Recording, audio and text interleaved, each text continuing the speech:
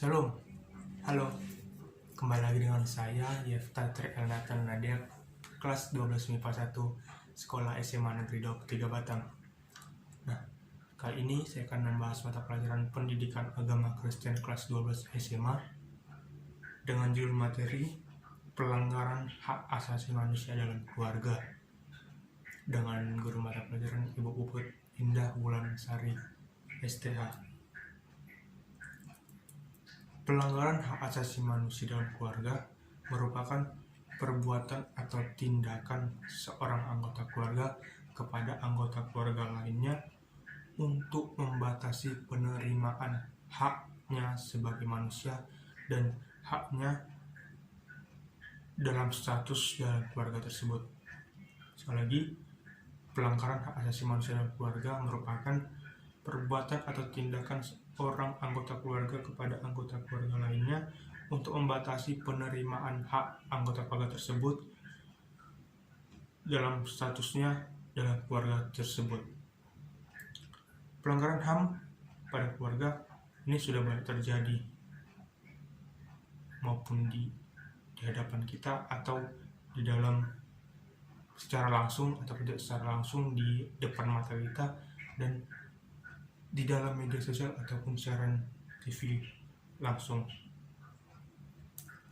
Nah, berikut saya akan membahas contoh-contoh pelanggaran hak asasi manusia dalam keluarga.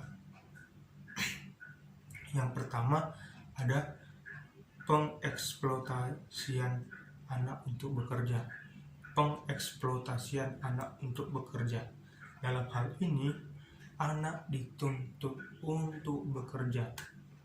Anak dituntut untuk mencari nafkah, membantu orang tuanya untuk melangsungkan kehidupannya dalam bekerja.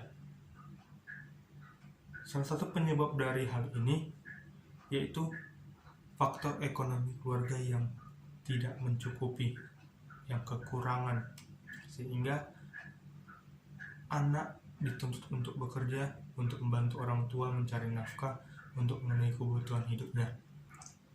Yang kedua, contoh pelanggaran HAM yang kedua, seorang anak dilarang untuk menuntut ilmu. Seorang anak dilarang untuk mendapatkan pengetahuan bersekolah, mendapatkan ilmu sebanyak-banyaknya. Penyebab dari hal ini hampir sama dengan faktor tadi, karena faktor ekonomi, keuangan keluarga yang kurang mencukupi, dan mungkin juga kurangnya perhatian orang tua kepada anak tersebut untuk masa depan anaknya.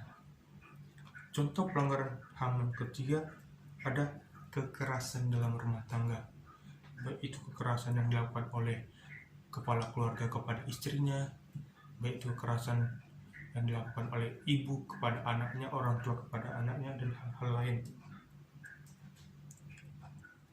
Ini adalah hal terburuk, menurut saya ini adalah hal terburuk yang terjadi dalam keluarga.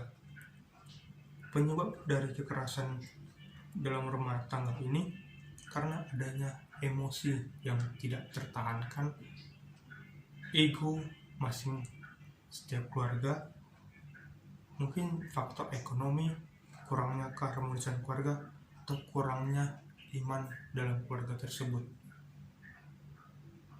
Mungkin karena juga faktor lainnya juga adalah kurangnya ketidakpercayaan antar anggota keluarga, di mana seorang anggota keluarga berprasangka lain dengan anggota keluarga lainnya, sehingga terjadi kekerasan dalam rumah tangga tersebut.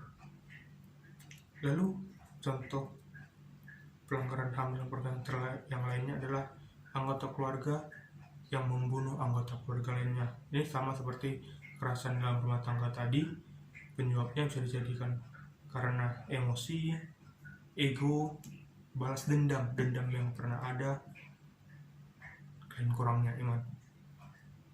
Lalu contoh pelanggaran HAM yang berikutnya ada pemerkosaan anak oleh sang ayah, di mana dikarenakan kurangnya iman ayah tersebut dan kurangnya perhatian istri kepala keluarga tersebut, sehingga anaknya dijadikan sebagai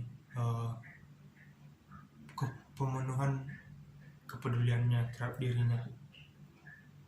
Nah, jadi teman-teman, tadi contoh pelanggaran hak asasi manusia dan keluarga. Dan kita yakin teman-teman, semua dari hal tersebut ada jalan jalan keluarnya. Yang pertama, dengan pemberian pemahaman kepada orang tua dari suatu lembaga, supaya orang tua mampu menjadikan keluarganya baik adanya.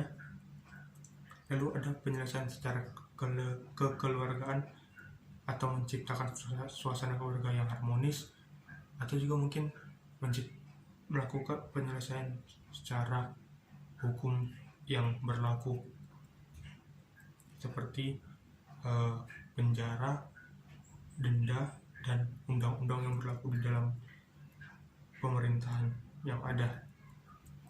Lalu teman-teman, apa sih peran remaja Kristen dalam menegakkan hak asasi manusia dan keluarga?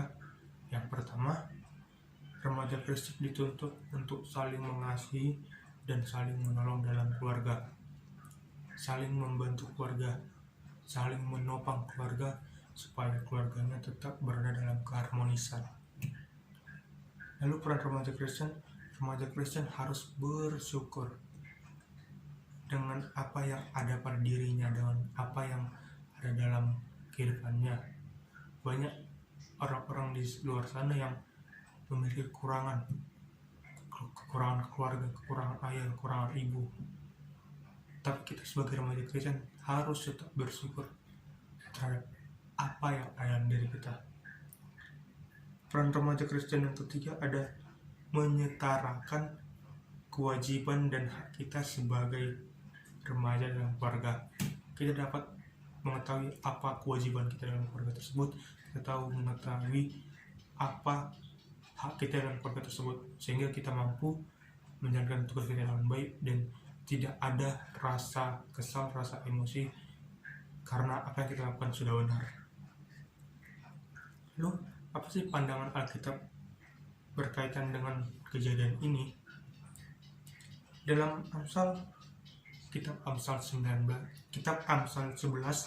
ayat 29 dikatakan, siapa yang mengacaukan rumah tangganya akan menangkap angin. Orang bodoh akan menjadi budak orang bijak. Sekali lagi, kitab Amsal 11 ayat 29, siapa yang mengacaukan rumah tangganya akan menangkap angin. Orang bodoh akan menjadi budak orang bijak. Apa sih arti dari ayat ini? Ayat ini memberitahu kita, ketika kita melakukan hal yang salah dalam keluarga kita, ketika kita melakukan hal yang tidak benar, yang menghancurkan keharmonisan keluarga kita, maka apa yang kita lakukan tersebut akan sia-sia. Kita akan mendapat penyesalan dalam keluarga kita.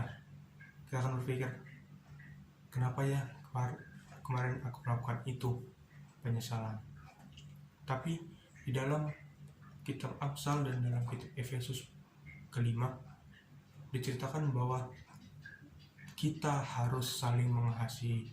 Dalam kitab Efesus 5 ayat 23 sampai 28 dikatakan seorang suami harus mengasihi istrinya. Demikian juga istrinya harus mengasihi suaminya. Dalam kitab Amsal dikatakan juga anak harus tunduk dan taat kepada perintah orang tuanya. Sehingga ketika kita sudah melakukan kedua hal tersebut, kita taat dan kita saling mengasihi kepada keluarga kita, akan terjalin keharmonisan dalam keluarga kita. Mungkin itu teman-teman yang bisa saya sampaikan, kiranya dapat menjadi pengetahuan baru bagi kita dalam menjalani hak kita sebagai keluarga dalam keluarga kita, dan kita mendapatkan keharmonisan dalam keluarga kita. Terima kasih, Tuhan Yesus memberkati.